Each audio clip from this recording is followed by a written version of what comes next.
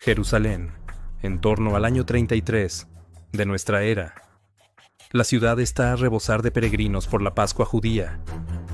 El ambiente político es un polvorín a punto de estallar bajo la bota del Imperio Romano. En medio de esta tensión, un líder carismático, seguido por multitudes y temido por la élite religiosa, es acorralado en un huerto oscuro a las afueras de la ciudad. Tiene tiempo para huir. Conoce el terreno mejor que la guardia del templo que va a arrestarlo. Sus seguidores están dispuestos a desenvainar la espada por él. Sin embargo, no hace nada. Se entrega. Bienvenidos a Dato Enigma. Hoy vamos a adentrarnos en uno de los misterios más grandes de la historia antigua. Más allá de la fe, las religiones o los dogmas, hay un hecho histórico que desconcierta a historiadores, psicólogos y analistas forenses: el comportamiento de Jesús de Nazaret durante sus últimas horas. ¿Por qué un hombre que tenía la capacidad de influir en las masas y que poseía una inteligencia aguda para debatir, decidió guardar absoluto silencio ante sus verdugos? Pudo haber evitado la cruz. Prepárate para analizar el juicio más famoso de la humanidad desde una perspectiva completamente distinta.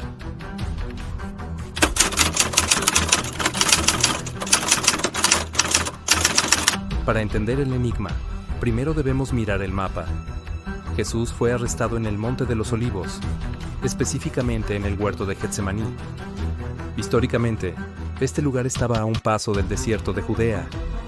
Cualquier prófugo en el siglo I sabía que, si lograba adentrarse en las cuevas del desierto o cruzar el río Jordán, las autoridades de Jerusalén perdían prácticamente toda su jurisdicción y capacidad operativa. Además, era de noche. La oscuridad era el mejor aliado para escapar de una patrulla romana o de la guardia del Sanedrín. Pero los relatos históricos y bíblicos coinciden en un detalle perturbador. Jesús sabía que iban por él.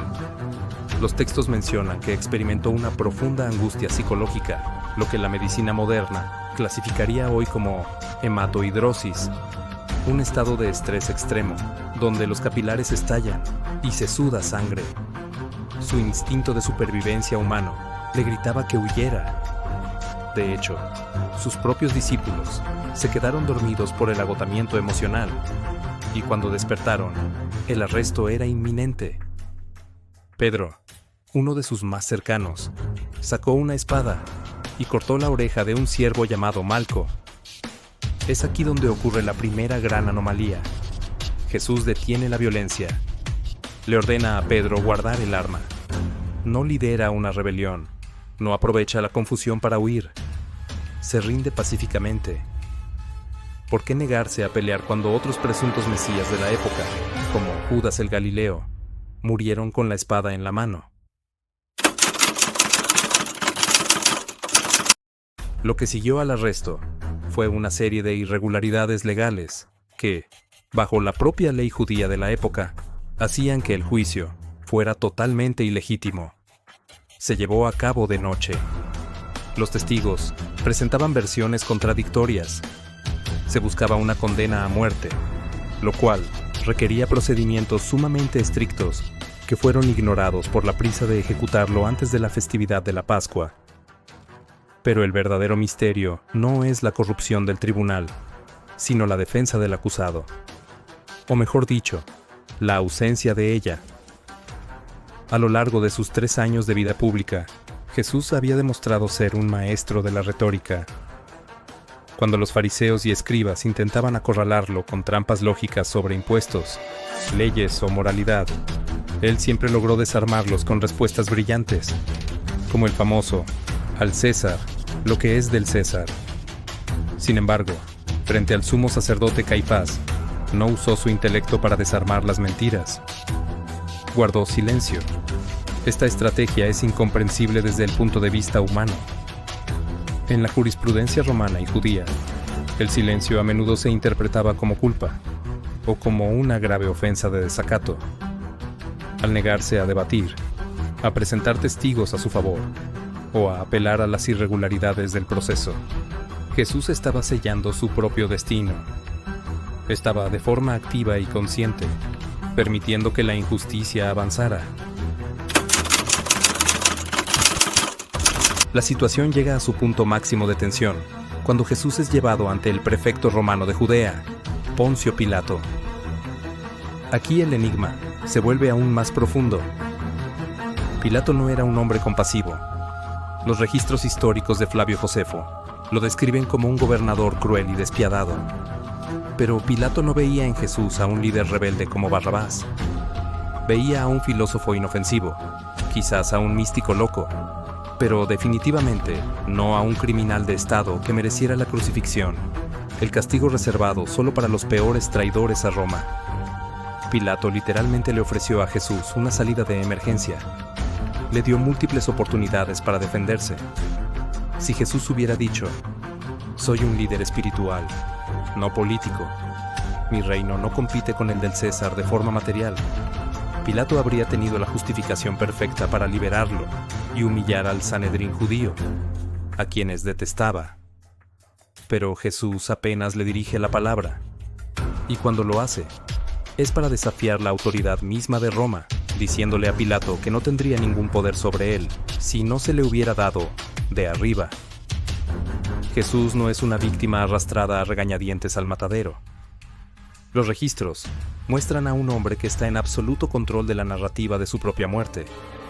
Él dirige la orquesta desde el banquillo de los acusados. Llegamos entonces a la pregunta central de este episodio. Si no huyó cuando pudo hacerlo, si no se defendió legalmente, y si rechazó la ayuda del propio gobernador romano, ¿por qué lo hizo?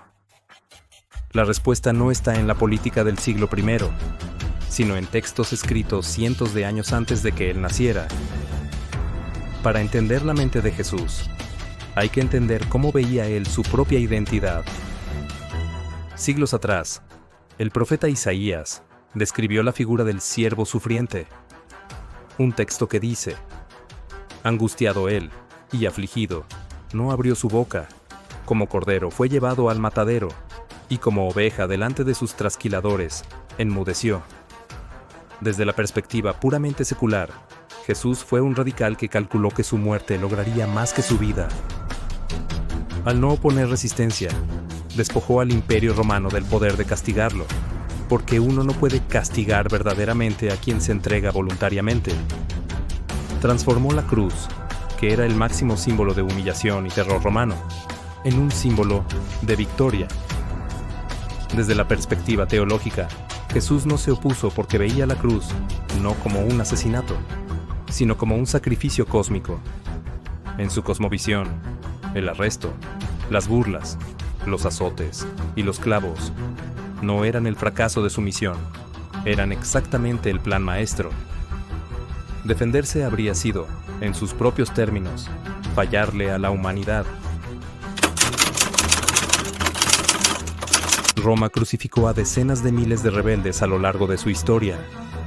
Espartaco y sus seguidores llenaron la Vía Apia de cruces. Todos ellos pelearon por su vida, lloraron, maldijeron a sus captores e intentaron sobrevivir.